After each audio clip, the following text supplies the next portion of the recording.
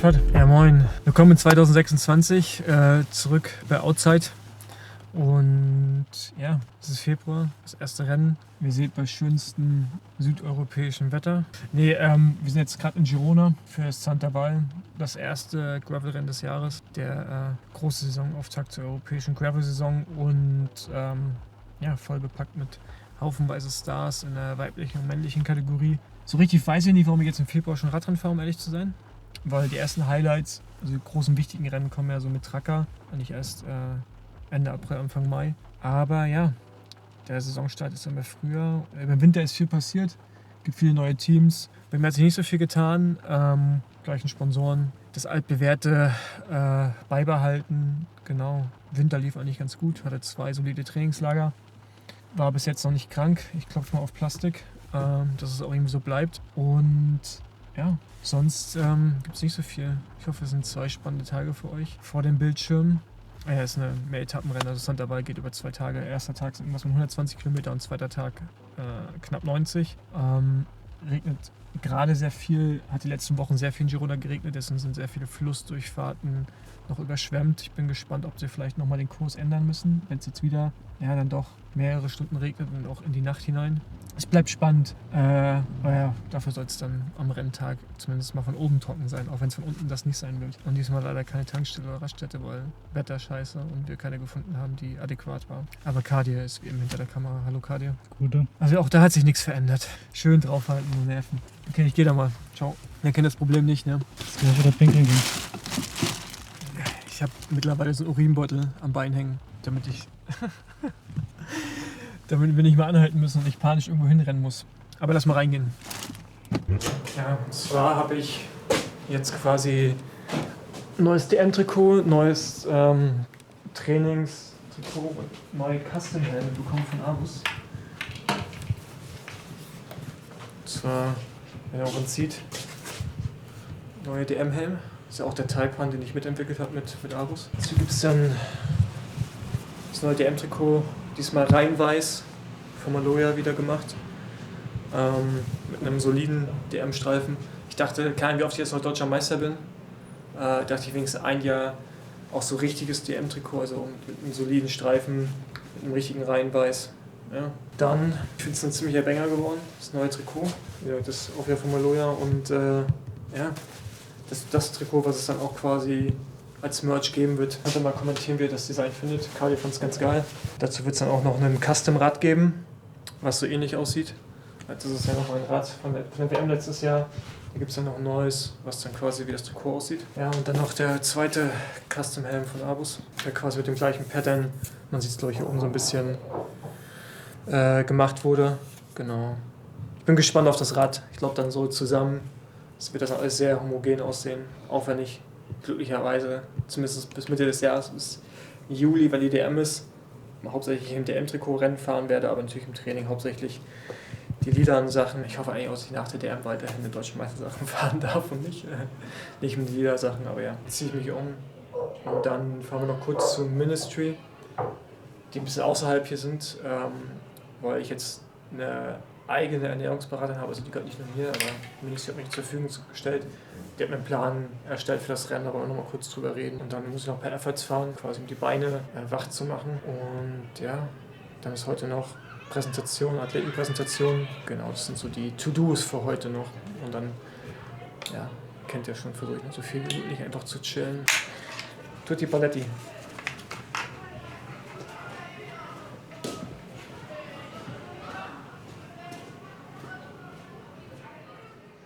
Ja, bevor ich jetzt zur letzten Trainingseinheit aufbreche heute, will ich noch eine frisch gewachste Kette drauf machen.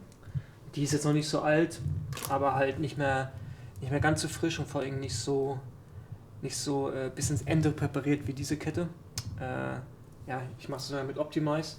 Optimize ist mittlerweile seit über 3 Jahren schon an meiner Seite und auch der Partner des heutigen Videos. Optimize hat mehrere Produkte, eigentlich alle Produkte, die man benötigt, um auf Kettenwachs umzustellen, im Portfolio.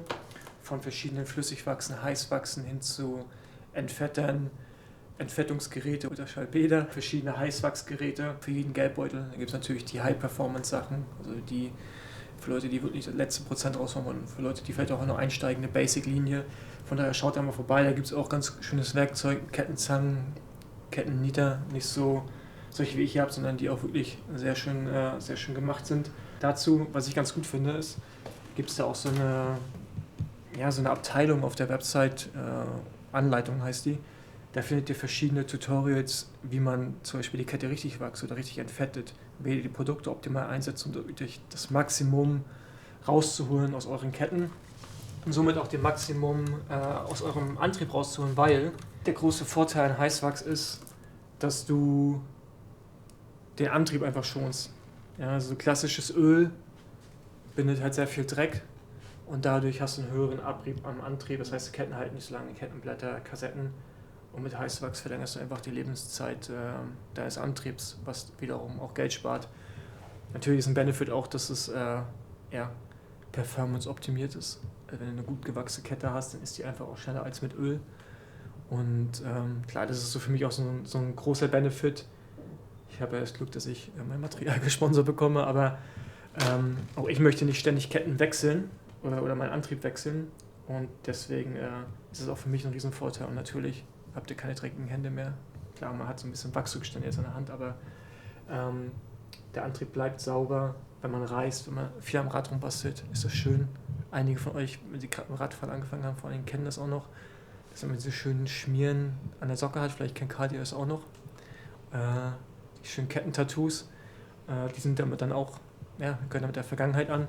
Von daher, das kann ich nur empfehlen. Ja, ich persönlich nutze immer das Optimize Graphit als Heißwachs und Flüssigwachs, weil zum Beispiel ich natürlich jetzt zu Hause im Training, wenn ich so riesen Trainingsblöcke habe, jetzt nicht andauernd die Kette neu heiß wachse, sondern eine Kette, die irgendwie schon mal gewachst wurde, gereinigt, haue ich mal wieder ab und zu so ein bisschen Flüssigwachs rauf, um dann quasi die Performance zu verlängern und es funktioniert sehr, sehr gut. Bin mega happy mit den Produkten und könnte mir nicht mehr vorstellen, irgendwas anderes außer Wachs zu fahren.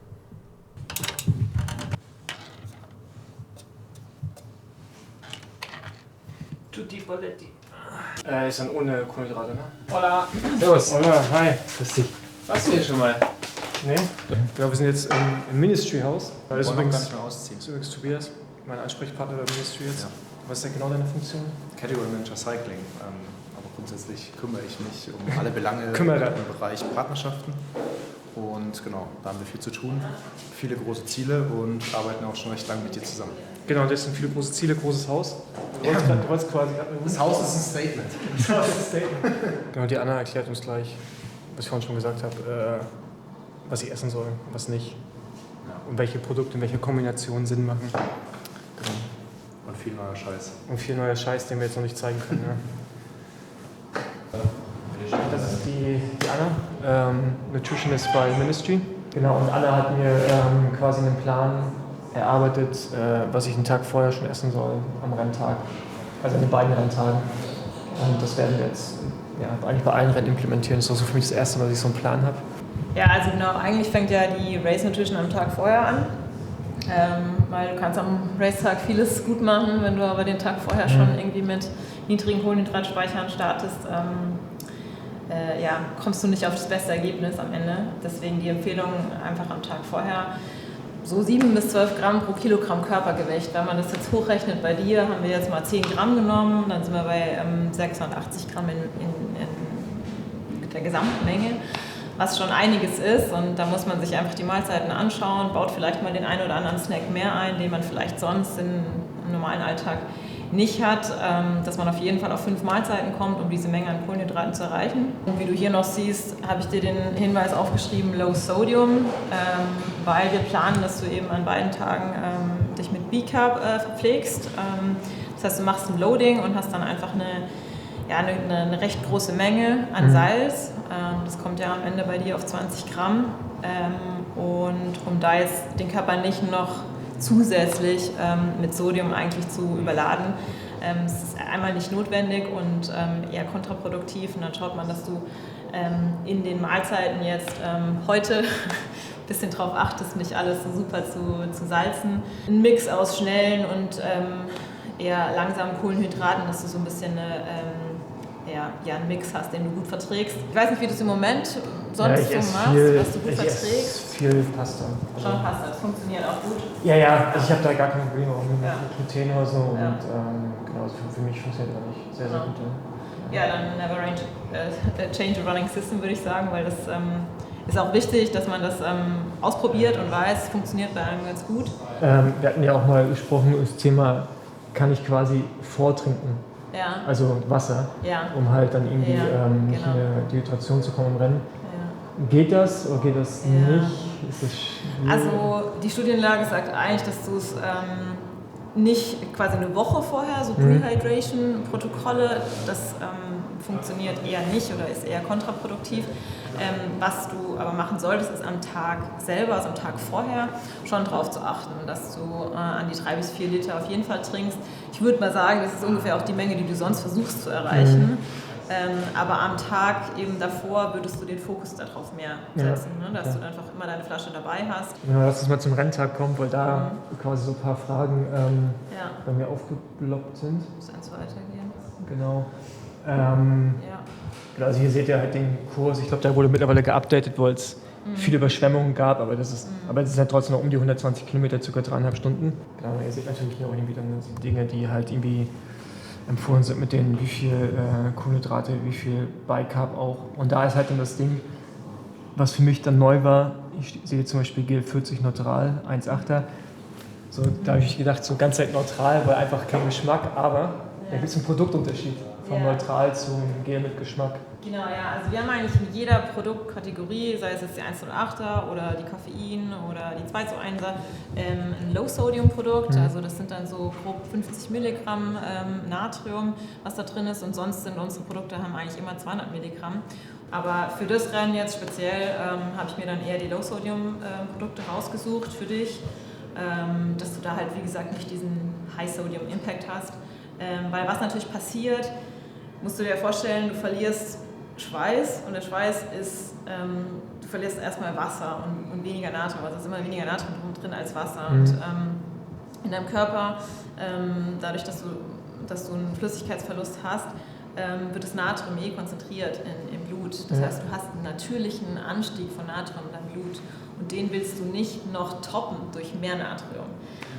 Es kommt darauf an, wie viel Wasser kannst du im Rennen zuführen. Und das hast du jetzt beim Graveln, du hast einfach 2 Flaschen am Rad, das ist Maximum. Und dann, wie viele Feeding Stations hast du? Wir rechnen jetzt bei dir mit 3 Flaschen, also 3 mal 750 Milliliter. Du kommst also grob an die 1,8. Wir wissen jetzt nicht genau deine Schweißrate, aber ich gehe nicht davon aus, dass du über 1 Liter pro Stunde verlierst. Und ich würde jetzt hier das Koffein quasi dann ab Stunde 2 nehmen, also dass du den Peak hast, also du brauchst ja immer so um die 60 Minuten, bis du wirklich das Koffein dann auch spürst. Und genau, hier eher mit einem leichten Push hin zum Ziel. Und an Tag 2 würde ich aber versuchen, das Koffein da mal in den Fokus zu nehmen und zu schauen, wie du dann auch auf 2 reagierst, wo du dann die 200 Milligramm hast. Und wie dich das quasi dann über die letzte Rennhälfte bringt. Okay. Was ich früher mal gemacht habe, ist eigentlich, dass ich mir eine 750 Milliliter Flasche fertig gemacht habe mit 60 Gramm oder 80 Gramm Power Carb schon. Und das habe ich auf dem Weg zum Rennen getrunken. Bringt das was oder ist es dann, oder bringt das nicht? Es kommt ein bisschen drauf an, wie viel du frühstücken kannst, ne? Wie du so, was du an fester Nahrung reinbringst. Ich würde sagen, wenn die Portionen, die du zum Frühstück wählst, ich glaube, da hatte ich ja auch so ein paar Sachen aufgeschrieben. Genau. Wenn du die nicht erreichst, weil du sagst, es ist mir ein zu hohes Magenvolumen, da reagierst du morgens nicht so gut drauf, dann würde ich sagen, geh über eine Flüssigmahlzeit, weil das funktioniert in der Regel immer. Ne? Okay, also auch egal, wo die Carbs herkommen, Hauptsache sie kommen rein. Hauptsache sie kommen rein, okay. Ja, das ist ein bisschen individuell. Ja. Okay. Genau, du machst jetzt ja hier, was sind das, 100, wie viel sagst du zum Frühstück? 150 Gramm, ne? Glaube ich. Genau, in Summe sind es 150. Genau, und da jetzt daraus 200 zu machen, 250 macht auch keinen Sinn. Nee, genau. Also zum einen hast du diesen Gastric Load, also dass dein Magen darauf auch reagiert. Du musst es ja auch verstoffwechseln in der Menge. Deswegen sagt man, wenn du jetzt beispielsweise nur eine Stunde vorm Rennzeit hast, keine Ahnung, bei einem Marathon oder so, dann würde man eher die 1 Gramm nehmen. Wenn du aber wirklich 3 Stunden vorher Zeit hast, wie es jetzt in deinem Fall ist, kann man hoch in Richtung 4 Gramm gehen, also dass man diese 150 dann auch erreicht. Ja. Das kommt immer darauf an, wie viel Zeit habe ich zum Verdauen. Okay. Ja. Und wenn du sagst, du möchtest mit 200 Gramm arbeiten, du kannst das, dann würde ich mir aber auch diesen Zeitabstand gewähren, ne? Also eher dann 3 bis 4 Stunden vorm Rennen. Okay. Genau, und dann eine Frage noch zur Recovery. Wo hast du das? Die habe ich hier unten. Genau da. Genau. Das fand ich mir interessant. Also das ist quasi, wenn ich diese 1,2 Gramm Kohlenhydrate pro Körpergewicht reinbekomme, sind das 350 Milliliter Reismilch und dann der Recovery plus Banane und das ist das ungefähr? Das ist das ungefähr, genau, ja. Und das wäre das, was man so in der ersten direkten Nachverpflegung macht, ne? Ja. Und dann bin ich erstmal versorgt und brauche keinen Stress machen und dann reicht es, wenn ich abends erst wieder was esse dann quasi. Weil das Rennen ja in dem Fall sehr früh zu Ende ist, in der Mittagszeit. Nee, stimmt. Nee, da würdest du auf jeden Fall nochmal einen Nachmittagssnack oder Nachmittagsmahlzeit einbauen. Das auf jeden Fall stimmt.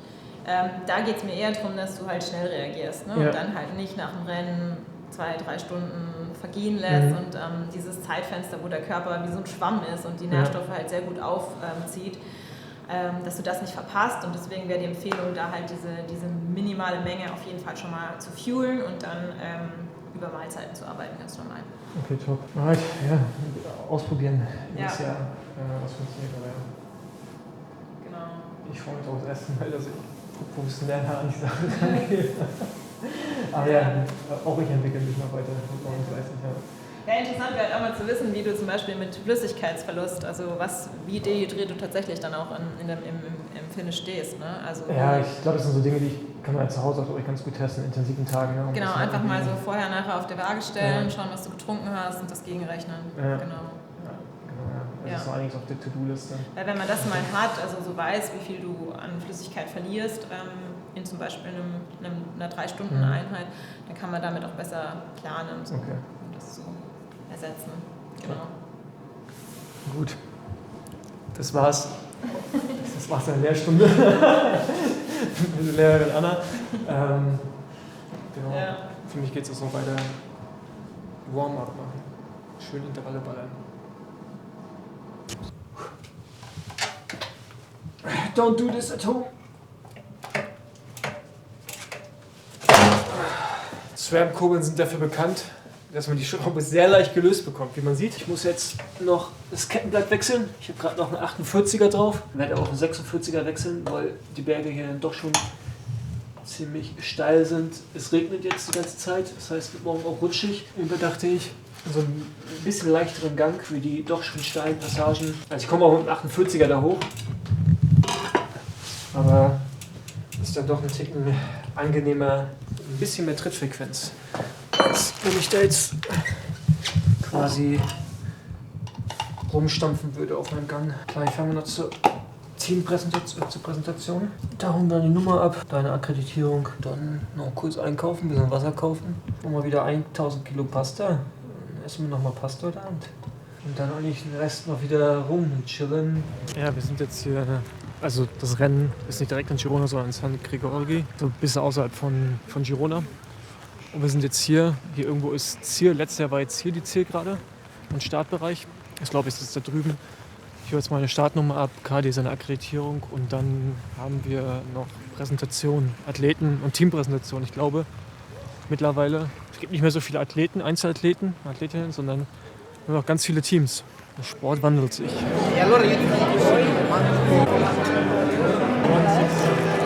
Position of Santa Bay for Cassia Bocchio.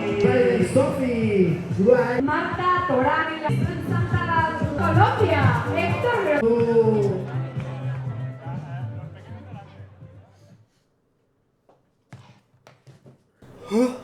Jo, guten Morgen. Heute steht die erste Etappe an. Samstag, kurz vor 7, Frühstück schon hinter uns. Ich habe jetzt schon versucht, die 150 Gramm Carbs, die Anna mir empfohlen hat zum Frühstück, mir reinzuballern. Heute die erste Etappe ist 120 Kilometer und 1600 Höhenmeter. So sieht das Ganze aus. Könnt ihr jetzt wahrscheinlich auch nicht so viel mit anfangen, aber das sind die altbekannten Straßen. Wer schon öfters mal in Girona war, der kennt die meisten. Wir fahren den langen Anstieg nach Els Angels hoch, halt eine Offroad und dann so eine relativ bekannte Schotterstraße, wieder runter in den Berg. Ja, gestern bei der Präsentation, es war echt interessant festzustellen, dass es von im letzten Jahr, wo es noch sehr viele Privatier gab und eigentlich fast keine Teams, hinzu, es gibt kaum noch Privatiers wie mich, sondern eigentlich nur noch Teams. Ich wollte demnächst irgendwie auch einen Podcast dazu machen, so einen Outside-Podcast zum Thema Teams. Und aber die Fülle an Teams ist halt echt Wahnsinn. Also da war ich jetzt gestern doch schon überrascht, weil von den meisten hört man auch nichts. Ich bin gespannt, wie das heute wird im Rennen, also welche Auswirkungen das auf den Rennverlauf hat und welche Taktiken wir sehen. Ich möchte nicht abgehängt werden, nicht zwingendermaßen.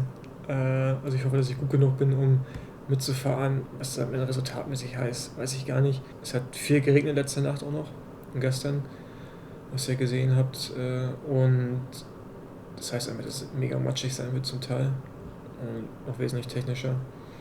Ich bin mal gespannt, welchen Einfluss es hat, weil wir haben auch ein paar Flussdurchfahrten, weil die waren jetzt ohne den Regen von gestern schon nicht ohne und sind jetzt auf jeden Fall nicht besser geworden. Ziehen wir jetzt gleich um und dann beginnt die Saison 2026. Und noch eine Sache, ich habe heute das erste Mal so eine Kamera vorne am Rad. Werde ein paar Aufnahmen machen, Kali wird die eventuell reinschneiden. Wenn ich das gesagt habe, ihr seht dann jetzt hier nach keine Rennszenen von meinem Rad, also von einer Radkamera, dann hat er sie nicht genommen. Aber wenn, könnt ihr sagen, ob das für euch irgendwie Mehrwert ist, ob ihr es cool findet, da noch mehr Einblicke zu bekommen, was im Rennen passiert. Sonst, ja, wir hören uns später. Geen regenjas meegenomen. Ik dacht, hoe koud kan het zijn in Spanje?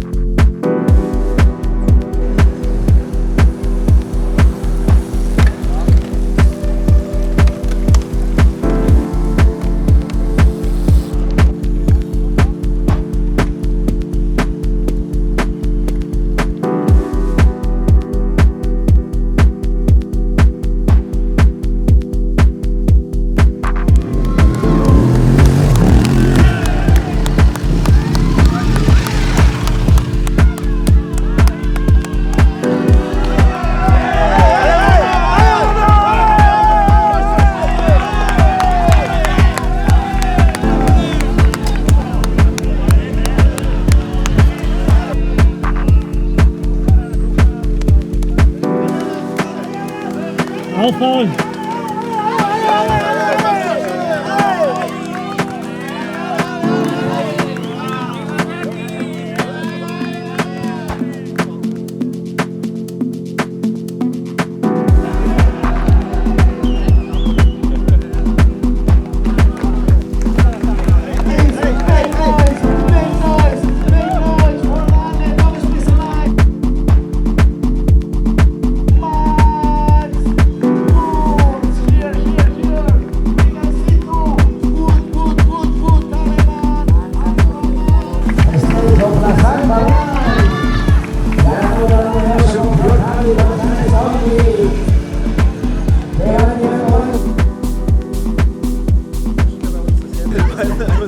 Absteigen und laufen, weil es schneller als möglich.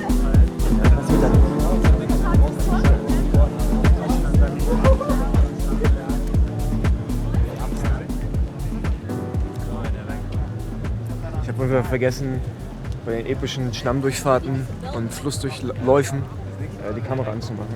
Aber ich hatte auch ein bisschen zu tun mit Radfahren. Also da war jetzt noch nicht so viel Zeit, um da irgendwie irgendwas zu drücken.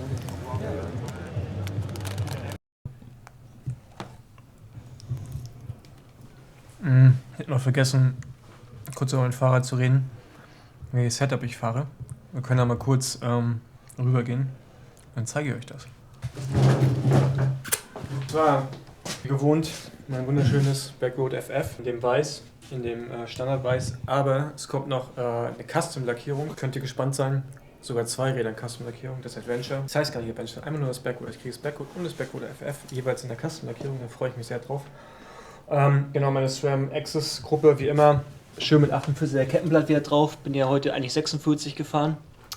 Habe mal wieder auf 48er gewechselt. Hinten normale Kassette 10 bis 46, ne? Explorer. Wie man es kennt, Felgen, fahre ich die SIP, die 303 Explorer SW und die Newton Schwalbe. Da unten steht G1 RX Pro in 45 fahre ich. Das war's. Fahre morgen auch wieder die gleichen Reifen und fahre mal mit dem Mountainbike-Pedalen. Habe mittlerweile Bond-Schuhe, was ganz gut funktioniert. Hammerhead-Computer, so das Übliche. Ne? Der Raff von SRAM, vielen Dank, musste heute nach dem einen Rennen alle Bearings erneuern, also in den Laufrädern, Boarding Bracket, also in einem Innenlager, Bremsbeläge, das war alles neu vor dem Rennen. Einen Tag hat dann gereicht, alles nochmal wieder zu wechseln, aber so ist es halt, wenn man 5 Flüsse, keine Ahnung, wie viele wir heute durchgefahren sind, plus ganz viel Matsch und Sand, da treibt das Zeug halt alles richtig weg. Man hätte es alles irgendwie noch fahren können, aber jetzt nicht so optimal. Genau. Wir hatten ja so ein paar schon sehr krasse Flussdurchfahrten, Durchläufe, bis zur Hüfte. Da gibt es ja auch so ein Video von Mats Wirth-Schmidt, müssen wir auf seinem Social Media schauen.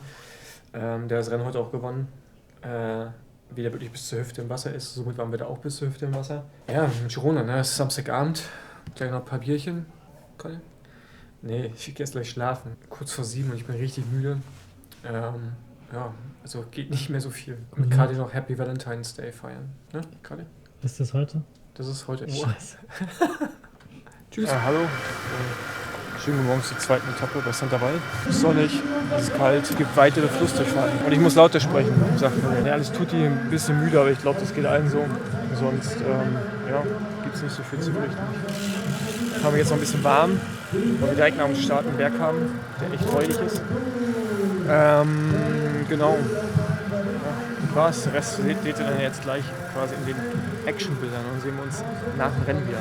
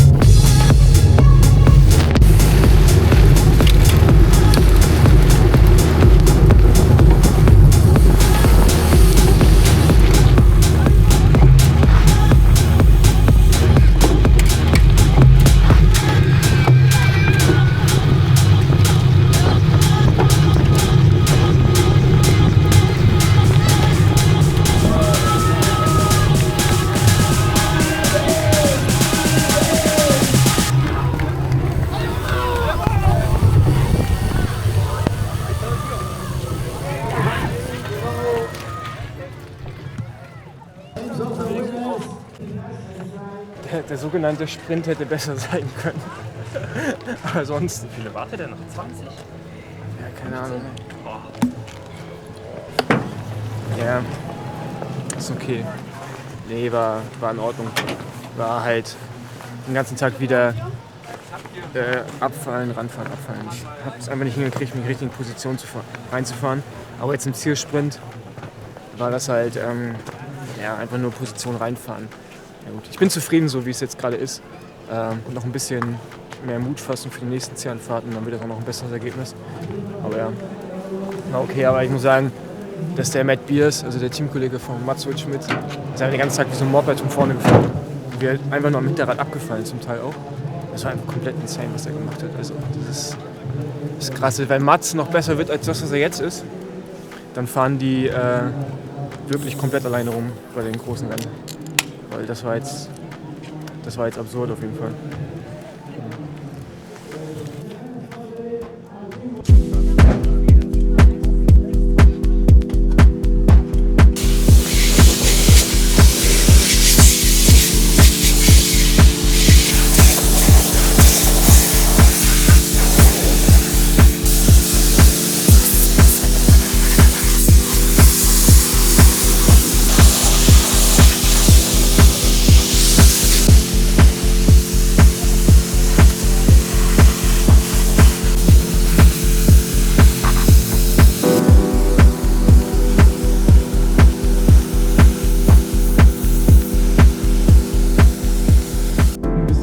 Weg zum Flughafen.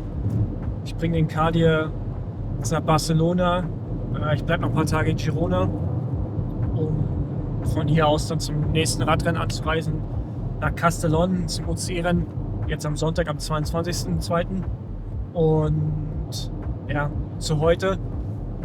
Boah, also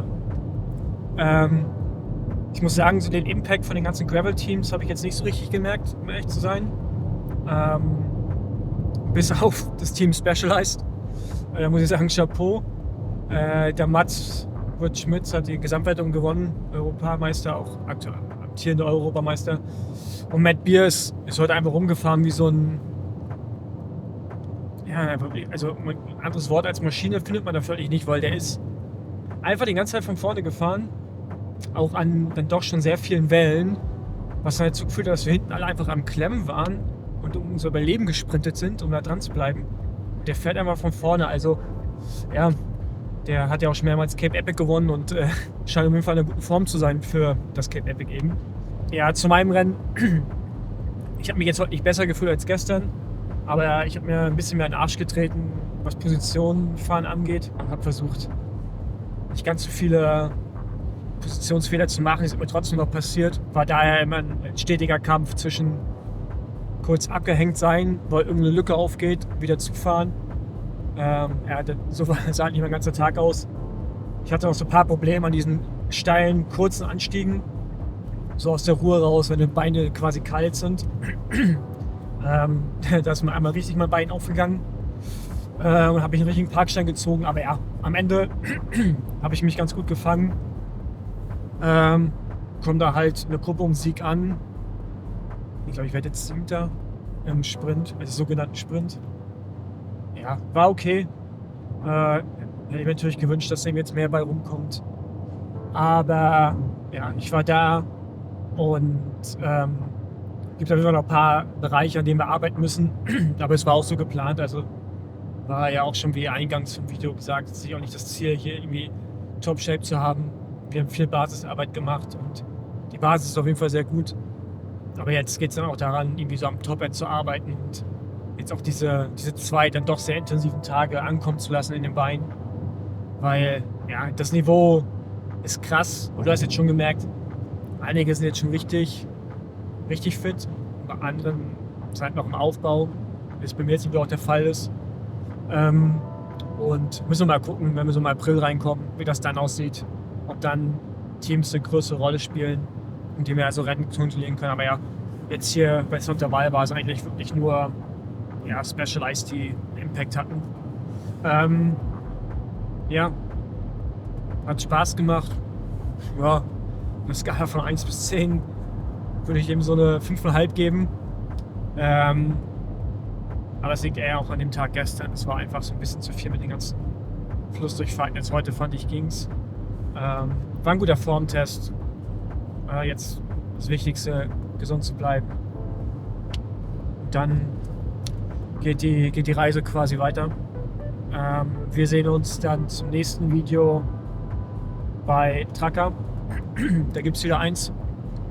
Und ich würde mich natürlich freuen, Kadir auch, wenn dir das Video, wenn euch das Video gefällt, dass ihr gerne ein Like da lasst, auch ein super Like da lasst und genau, gerne kommentieren, weiterempfehlen, wie auch immer. Und ja, Katja hat noch reingeworfen, es gab wieder ein T-Shirt. Also bei jedem Rennen kriegt man ja irgendwie so Goodies. Hier in dem Fall gab es ein T-Shirt von Santaval, wir blenden das mal gerade hier ein.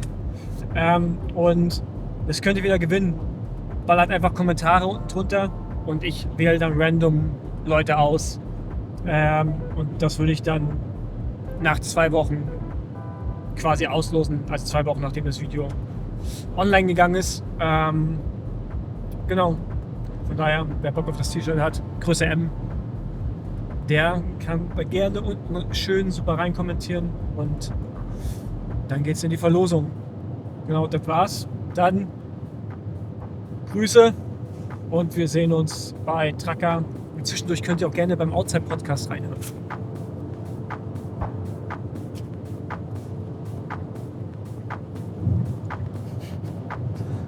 Ja. Klassiker noch ein bisschen draufbleiben. B-Roll, B-Roll, B-Roll.